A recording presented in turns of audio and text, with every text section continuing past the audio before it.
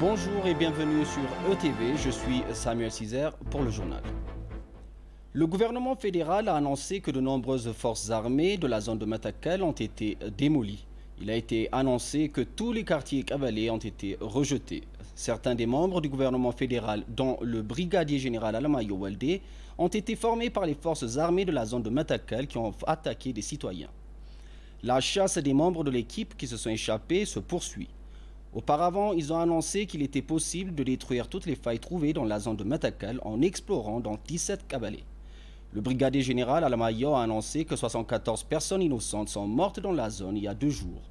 La force gouvernementale a déclaré qu'elle prenait des mesures contre le groupe armé des forces de l'ordre. Avec cela, de nombreux groupes armés ont mentionné qu'il avait été détruit. Les forces de sécurité ont déclaré qu'elles travailleraient dur avec la population en chassant les forces armées.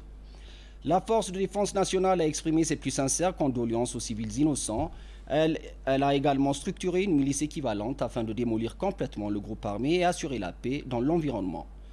Comme l'a dit hier le brigadier général Almayo, tous les districts et cavalets ont été fixés dans le temps. Il n'y aura aucune activité dans la région de 13h à 12h. On sait que si une personne ou un véhicule franchit cette limite, on sait que des mesures seront prises. ISEA a signalé que les efforts pour résoudre le problème seront pris de façon permanente. Les jeunes d'Addis Abeba ont annoncé que la police est prête à apporter son soutien au gouvernement dans les activités de sécurité et d'application de la loi.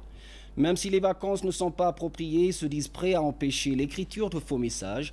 La commission de la police d'Addis Abeba a discuté avec les dirigeants des associations de jeunes d'Addis Abeba sur la célébration de la fête de l'Épiphanie. Le directeur Salamon Fantahoun a annoncé que les festivités religieuses de la commission de police d'Addis Abeba sont célébrées pacifiquement et surtout pour les résidents de la fête. Plus précisément, Salamon Fantahoun a été célébré à Addis Abeba. Plus de 18 000 jeunes ont été retrouvés dans les accidents de sécurité de circulation cette année. La célébration du baptême de cette année, le commissaire Salamon a annoncé que nous risquons de donner à la police des informations sur les virus du corona qui pourraient être différentes des événements qui nous séparent des événements qui nous différencient des personnes qui peuvent partager des messages négatifs. La police a demandé à la police de s'occuper de certaines forces anti-paix pour détruire l'ambiance des vacances.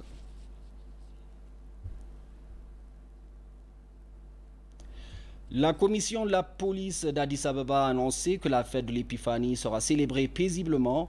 La commission a appelé la communauté à renforcer la coopération qu'elle mène avec le succès de son travail de sécurité. La commission a annoncé également que l'organisateur travaillait avec les habitants d'Addis Abeba. Dans ce cas, la prévention de la criminalité et des accidents de la route a annoncé qu'elle accordait une attention particulière à de nombreuses personnes. La commission a appelé les chauffeurs à coopérer avec l'ordre et les forces de sécurité. La communauté a également annoncé qu'il serait possible d'utiliser le service de la police à tout moment pendant la période de festivité. Sabat Naga, y compris 20 chefs du groupe TPLF, ont été traduits en justice. 20 hauts dirigeants du TPLF, dont Mme Keria Ibrahim, ont été traduits en justice hier dans l'après-midi. Le tribunal fédéral de la première instance a approuvé l'enquête de 14 jours sur les suspects.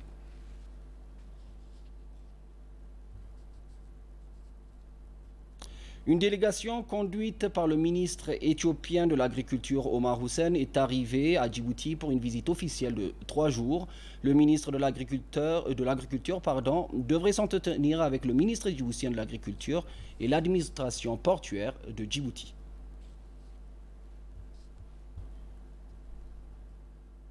Une formation est dispensée aux professionnels et dirigeants de la justice fédérale et des États sur les cadres juridiques électoraux, a déclaré le procureur général.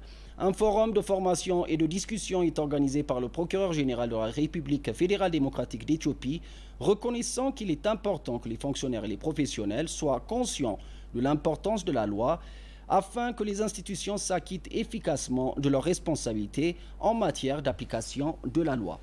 La formation se concentrera sur le rôle des procureurs, des policiers et des experts en matière d'enquête et d'enquête criminelle, ainsi que sur la poursuite des auteurs.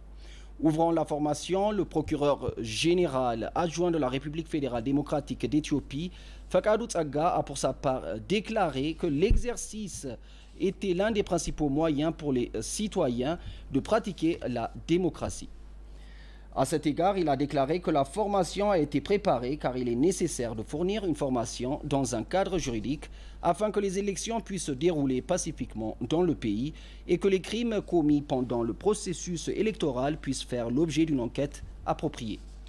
Lorsque les stagiaires sont retournés dans les institutions où ils ont fréquenté, ils ont exprimé leur espoir de rendre les connaissances disponibles à leurs collègues plus accessibles. La formation a été présentée par le Dr Sissay Almao, maître de conférence au département de droit de l'Université d'Addis Abeba, dans la première partie des grandes questions incluses dans la proclamation électorale numéro 1162 2011. La deuxième partie de la loi a été présentée par Dr Getachew Assefa, selon le procureur général. Le lendemain, la formation sera dispensée par Haptamou Berle, le procureur de l'Institut, sur les activités criminelles liées aux élections et aux enquêtes criminelles. Selon l'Institut, la formation est dispensée en raison du rôle important du pouvoir judiciaire pour faire en sorte que la 6e sélection nationale de cette année soit libre et juste.